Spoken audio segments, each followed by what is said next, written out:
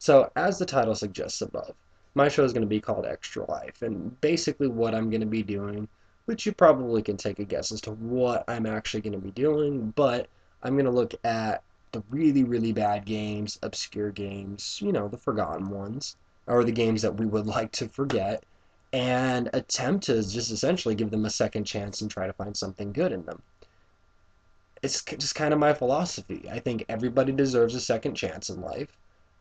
Why shouldn't the games that we grew up on, or hell, even in this current generation, get a second shot as well? So before I decide to dive too deep into the abyss of video game purgatory, I wanted to take a look at more of a childhood memory of mine than anything. So a pretty much nearly forgotten nostalgic memory of anybody who ever owned a PS1 console. And it's a game kind of aptly titled because this is my first episode, One. I made a mistake. Unit 5, Sector 8. Clear. Oh man, I freaking love that opening. So, 1 was released on November 30th, 1997 for the PlayStation 1, and was re-released actually on March 18th, 2010 for the PlayStation Network. It was developed by Visual Concepts and published by ASC Games. As you've probably noticed, 1 is a third-person action platformer, but when you play it, 1 feels more along the same vein as, say, like a 2D side-scroller.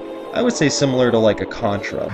With various weapons you receive as power-ups, you get extra lives, and pretty much a nearly ending barrage of enemies to take on. So, like when you're in high school and you have to do a research topic, it's your choice, you pick whatever it is you want to do, and then you find yourself realizing that there's little next to nothing on the topic.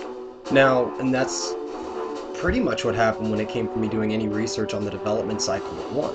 The most that I know of it was developed by a company called Visual Concepts, which I believe is a subsidiary of IDOS, and then it was published by ASC Games. Now, obviously, there's a bunch on IDOS and a bunch on ASC Games, but when it comes to anything that has to deal with what the original concept of 1 was, how they came up with the idea, anything like that, there's little next to nothing on there.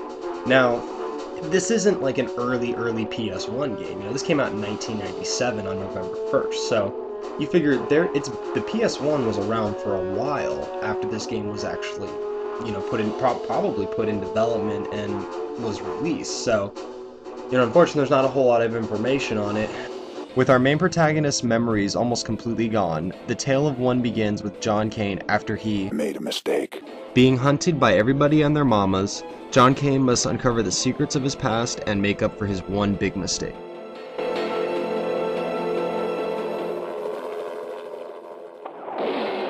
So that's the story of 1. Now, with this game, it's only 6 levels long, and most people would actually write it off immediately after that, considering it's a very early PS1 game. But where the actual fun in 1 lies, not in the actual length of the game itself, but in the gameplay and the level design. And from the moment you hit the start button, you're automatically plopped right into the center of the action as the main focus of the game happens, you being chased by people. Now, as a little kid, I always thought this opening was pretty awesome. I mean, you're being chased by a helicopter as the entire building's coming down around you, explosions everywhere, and you're rolling, you're dodging, you're jumping, everything. And looking back at it quite a few years later, I started to notice that this intro is actually pretty smartly put together. Granted, it does go on for a little bit, but the way that it's set up, it actually gets you used to the controls, how the game actually feels and plays, and most importantly, how the health system works, which the health system in this is actually pretty unique. From the clips I've shown so far, you probably already know where your health comes from. It comes from that little spinning cube thing on the bottom right of the screen. And the way that works is the more you destroy and the more enemies that you defeat, the higher that your health goes up. And the more times enemies hit you, the lower your health goes. And it's set up into 4 different tiers. Green being the lowest version of your health, your weakest attack, and your weakest amount of health. White being the highest, your highest amount of attack, and you have the ability to use almost like a bomb-like move. So, you do find other weapons throughout the course of the game, but the best weapon that I found to use would be the flamethrower, because 1, you can do a gigantic area of damage with it, and it still increases your rage meter. And trust me, the second you find that flamethrower, it's almost like a godsend to you, because although this game is only 6 levels long, it is indeed incredibly difficult. Now, although there isn't necessarily a shortage in extra lives on here, probably the biggest tip I can give anybody with this game is have patience and also know when it's worth to actually go after an extra life or not. Because a lot of the times you'll just be sitting on really high platforms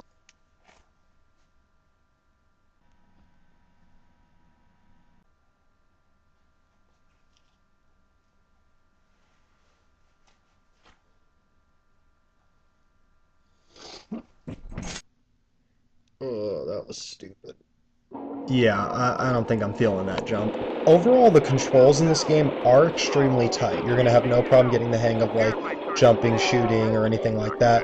But I'd be lying to you if I didn't say the main reason you're probably going to die in this game is from falling from really high heights. And this is especially true for level 5, which for me is a notorious level from my childhood. Because in this level, you're going to jump and you're going to fall and die and die and die and die and die and die and die and die.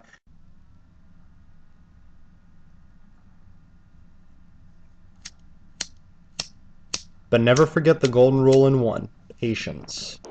And thankfully, throughout level 5, through some of the checkpoints, they actually do have extra lives right next to some of the harder jumps. Not necessarily as a way to kind of like hold your hand through the level, but more of an acknowledgement that some of these jumps are pretty hard to make and they're going to take multiple times. And when you finally reach the ending of level 5, hell, even any of the levels in the game, there's nothing more satisfying than hearing that triumphant music.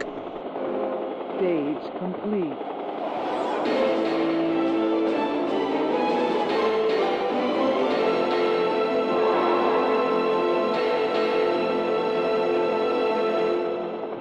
So as I said pretty close to the beginning of this video, there's about 6 levels in this game. There's a boss battle at each level, and I wanted to go in more depth on the different levels and the different boss battles and how you have to find a unique way to beat each boss. But unfortunately, because the game is so short, I'd be giving away way too much on the game, and this is one of those games that I think a lot more people should play. And right now, I mean, you can get it on Amazon for, I think, like at the least about $5, and I believe on the PlayStation Network, when you translate out the actual points or whatever the currency is on there, it equals out to about $5 as well. One is a great game, and it truly is a gem on the PlayStation, and I really feel that you should check it out. Alrighty guys, so thanks for taking the time to check my video out. As I said before, I'm not just going to focus on the really, really bad games, and trust me, I'm going to get to some of them.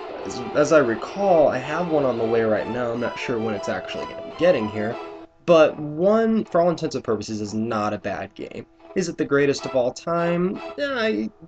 Not really, but I mean, for a memory of myself and from a lot of other people, it still holds up pretty well.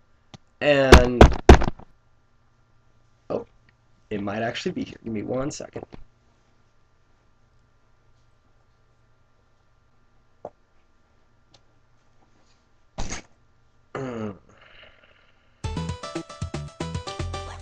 Well, definitely gonna have my work cut out for me now.